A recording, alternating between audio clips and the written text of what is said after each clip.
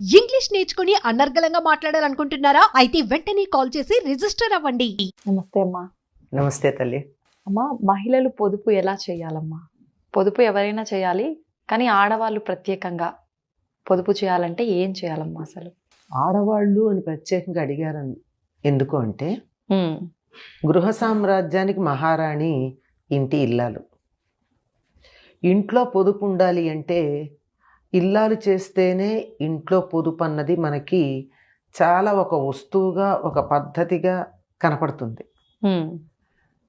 ఎంత తెచ్చి ఇంట్లో పెట్టినంటే ఒక ఆదర్శప్రాయమైన కుటుంబం అని మనం దృష్టిలో కనుక పెట్టుకున్నట్టయితే ఆడవాళ్ళు ఇల్లు మేనేజ్ చేస్తారు, మగవాళ్ళు డబ్బు సంపాదించి తెస్తారు. ఇద్దరు సంపాదించే గృహాలు మళ్ళీ వేరేగా ఉంటాయి. అలాంటి సందర్భాల్లో ఎక్కడైనా సరే ఇంకా మనలో పూర్తిగా మార్పు రాలేదమ్మా. ఆడవాళ్ళు ఉద్యోగాలు చేసినా ఇంటి వ్యవహారం అంతా ఆడవాళ్ళ చేతుల్లోనే ఉంటుంది చాలా వరకు. అవునమ్మా. ఏదో కొద్ది సహాయం చేస్తారేమో కానీ పూర్తిగా వీళ్ళ పెత్తనం కిందే ఉంటుంది. అందువల్ల పొదుపు చేయడం అనేది కూడా వీళ్ళ అదుపులోనే ఉంటుంది అని మనం అర్థం చేసుకోవాలి. పొదుపు అనగానే చాలా మంది దృష్టిలో లోభిత్వం అనుకుంటారు. లోభిగా ఉండడానికి పొదుపుకి చాలా తేడా ఉంది. ఒక్క వస్తువు కూడా పాడు చేయకుండా ఉపయోగించటం అనేది పొదుపు అయితే, నాకు అవసరమైతే కూడా నేను కడుపు కట్టుకుని ఆదా చేసేది లోభిత్వం. నా దగ్గర ఉన్నా కానీ ఇతరులకు ఇవ్వడానికి రేపో ఎల్లుండో అవసరం అవుతుందో అనుకుని దాచిపెట్టుకోవడం లోభిత్వం. వృధా చేయకుండా ఉన్నది నలుగురిలోనూ పంచుకుంటూ ఉన్నదాన్ని ఎక్కువగా అత్యధికంగా ఎట్లా వినియోగించుకోవాలో తెలిసి ఉపయోగించటం పొదుపు. ఈ పొదుపు అన్నది ఒక్క డబ్బు విషయంలోనే కాదండి, డబ్బే అనుకుంటాం మనం. ధనం అంటే డబ్బు మాత్రమే కాదు. ధనం అగ్ని, ధనం వాయు, ధనం ఇంద్రో, ధనం వసు. ధనం అంటే అప్పటికప్పుడు మనకు పనికొచ్చేటటువంటి వస్తువు ప్రతిదాన్ని ధనం అంటాం. అటువంటి దాన్ని దుర్వినియోగం చేయకుండా ఉండడం పొదుపు. వాడుకోవడం తప్పు కాదు, అనవసరంగా వాడుకోవడం తప్పు.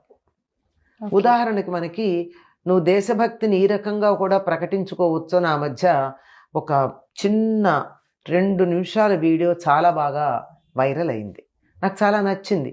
ఇదే మేము ఎన్నోసార్లు విద్యార్థులకు చెప్పినా అది వీడియో రూపంలో వచ్చేటప్పటికి అబ్బాయి ఎంత బాగా నా భావాలు వీళ్ళు ఎక్స్ప్రెస్ చేశారని సంతోషం కలిగింది. అలా నీళ్లు కారిపోతున్నటువంటి ట్యాప్ని కట్టేసి పెడతాడో పిల్లాడు, దేశానికి ఎంత ఆదా చేసినట్టు. అవునమ్మా.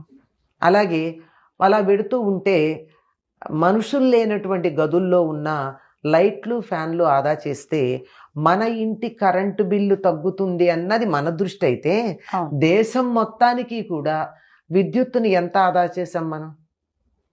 విద్యుత్తుని రాష్ట్రాలు కొనుక్కుంటున్నాం, ఒక రాష్ట్రం మరొక రాష్ట్రం నుంచో ఎక్కడి నుంచో కొనుక్కునే కదా మనకి ఇస్తున్నాయి.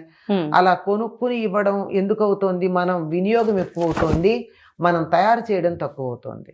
అంచేత నేను తయారు చేయలేను విద్యుత్తుని, కానీ నేను వినియోగం తక్కువ చేయొచ్చుగా. అవును.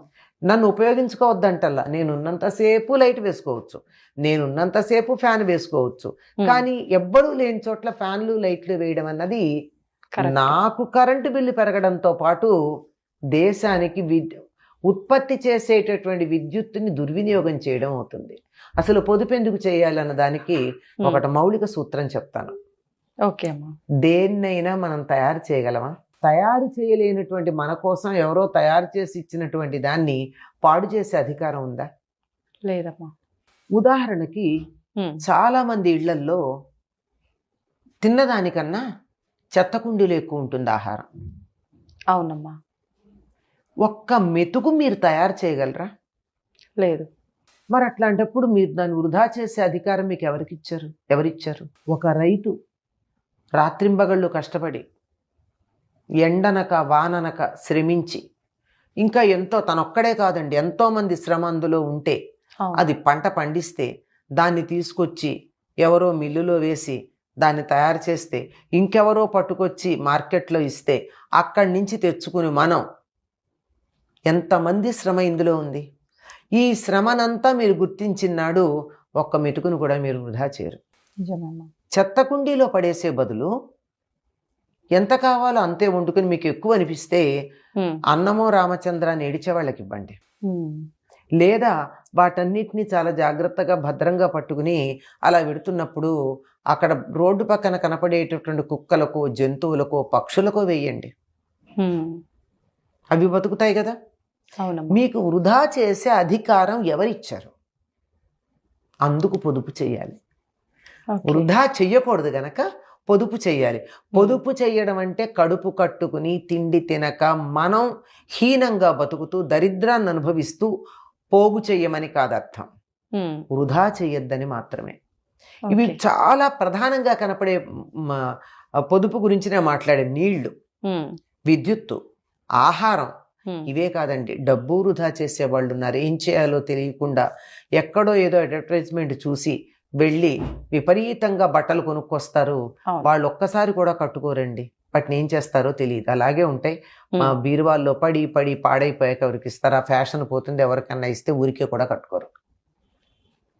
దాని బదులు మీకు ఎంత కావాలో అంత చేసుకోండి. అవును. మిగిలిన దాన్ని సద్వినియోగం చేయండి. మీకు అధికంగా ఉంటే లేని వాళ్ళకి ఇవ్వండి. ఉమ్, దేయం దీన జనాయచ విత్తం అని శంకర్లు భజగోవిందంలో చెప్పారు. ఉమ్, డబ్బు సంపాదించద్దన్లా, సంపాదించిన వాళ్ళు సంపాదించటం చేతకాని దీనులకి ఇవ్వండి. అందరూ సంపాదించలేరు కదా. అవునమ్మా. అందువల్ల పొదుపు ఎందుకు చేయాలంటే వస్తువుని నేను తయారు చేయలేను గనక. ఉమ్, ఎవరైతే పొదుపు చేస్తారో వాళ్ళు పొందికగా ఉంటారు. ఉమ్, పొందికగా ఉంటే జీవితం కూడా చాలా పద్ధతిలో నడుస్తుంది. ఉమ్. ఎందుకు ఉంటాయంటే మనకి ఎన్ని బట్టలు కొనుక్కోవాలో తెలియదు, ఎన్నో ఉంటాయి. ఏది కట్టుకోవాలో తెలియక 100 తీసి అక్కడ పడేస్తాం. వాటిని మళ్ళీ తిరిగి లోపల పెట్టడం రాదు. అవును. అలాగే అక్కర్లేని వస్తువులు బోర్డు కొని వంటింట్లో పెట్టేస్తూ ఉంటాం. ఉమ్, ముఖ్యంగా కొత్త గ్యాడ్జెట్ ఒకటి మార్కెట్లోకి వచ్చిందంటే వెంటనే కొని తెచ్చేస్తూ ఉంటారు. అవసరమా? లేదమ్మా. ఉపయోగం ఉండి నువ్వు నిత్యం వాడతానంటే 100 కొనుక్కో. ఆ, కొత్తగా వచ్చింది సరదాగా చూద్దాం అని అవును. కొన్నారనుకోండి, అది అవసరం అని అనిపించదు. ఇటువంటివన్నీ చాలా జాగ్రత్తగా కనుక ఉన్నట్టయితే జీవితానికి కావాల్సిన భద్రత ఉంటుందమ్మా.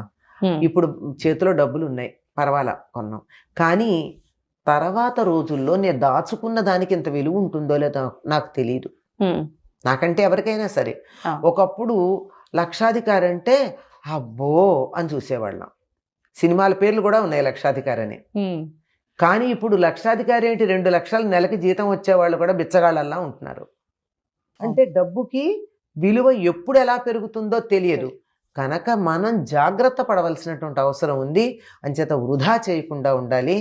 వృధా చేయకుండా ఉండడం వల్ల వ్యక్తి తన జీవితంలో చాలా ఆర్గనైజ్డ్గా ఉండడమే కాకుండా ఉమ్, కుటుంబాన్ని చాలా జాగ్రత్తగా మెయింటైన్ చేయడమే కాక దేశ సంపదని కూడా అభివృద్ధి చేసినట్టు అవుతుంది.